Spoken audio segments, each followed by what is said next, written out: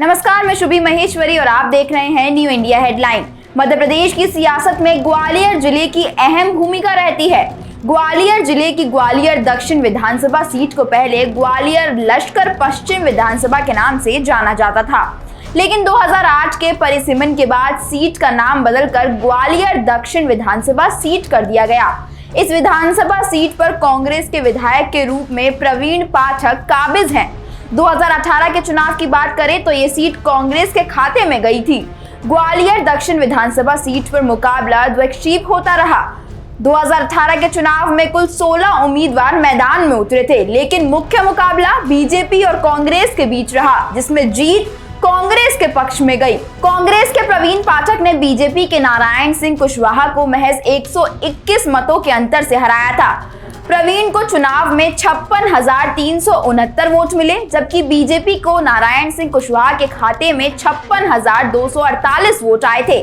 पिछले 3 बार से चुनाव में बीजेपी से हार का सामना करने के बाद कांग्रेस ने 2018 में यहां से जीत हासिल की, लेकिन इस बार बीजेपी की कोशिश यह सीट कांग्रेस से छीनने की है। 5 साल पहले साल 2018 में हुए विधानसभा चुनाव में ग्वालियर दक्षिण विधानसभा सीट पर कुल 2,48,404 मतदाता थे, जिसमें पुरुष मतदाताओं की संख्या 1,03,083 थी, जबकि महिलाओं की संख्या 1,18,312 थी। अगर हम इसके राजनीतिक इतिहास की बात करें तो 2008 से पहले ग्वालियर दक्षिण विधानसभा सीट ग्वालियर लश्कर पश्चिम नाम से जानी जाती थी।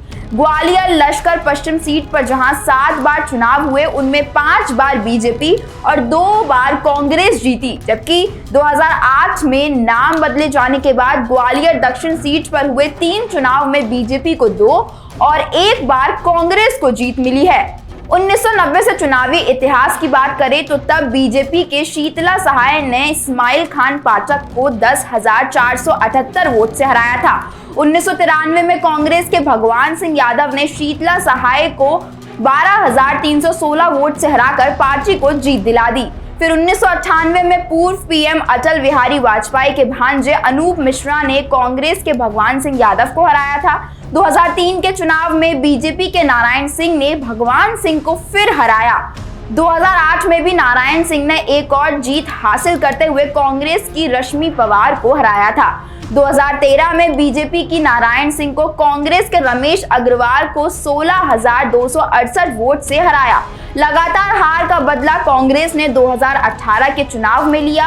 हालांकि उसकी यह जीत बेहद कांटेदार रही और 121 मतों के अंतर से जीत मिली थी। ग्वालियर दक्षिण विधानसभा क्षेत्र को जातिगत समीकरण के हिसाब से कुशवाहा बहुमूल्य और मुस्लिम बहुमूल्य आबादी वाले क्षेत्र के रूप में भी जाना जाता है।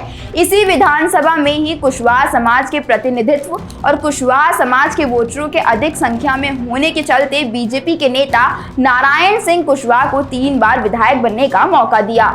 वे मध्य प्रदेश सरकार में गृह, परिवहन और जेल मंत्री भी रहे हैं। यह क्षेत्र मजदूर, व्यापारी, छोटे दुकानदार और सब्जी कारोबार के रूप में प्रसिद्ध है। ग्वालियर दक्षिण विधानसभा सीट पर जातिगत समीकरण के हिसाब से SC/ST लोगों की आबादी 54,000 है, तो मुस्लिम लोगों की संख्या 36,000 है। इसके बाद कुशवाहा 28,000, ब्राह्मण 24,000, सिंधी 20,000, जैन 12,000, वैश्य 12,000, मराठा 9,000 और बघेल 9,000 आते हैं। पर्यटन की दृष्टि से यहाँ ग्वालियर जिले का हृदय स्थल महाराजा बाड़ा आता है। इस इमारत को 7 अलग अलग शैलियों में तैयार किया गया है। महाराज बाड़ा को ब्रिटिश, रोमन, फ्रेंच, सऊदी अरब, पर्शियन और इटालियन जैसी कई शैलियों के संगम से तैयार किया गया है। इन्हें और आकर्षण बनाने के लिए स्मार्ट सिटी ग्वालियर काफी काम कर रहा है। इसके अलावा पूर्व प्रधानमंत्री वाजपेयी ने बचपन में जिस स्कूल में पढ़ाई की थी, वह गोरकी स्कूल भी इसी विधानसभा क्षेत्र में आता है।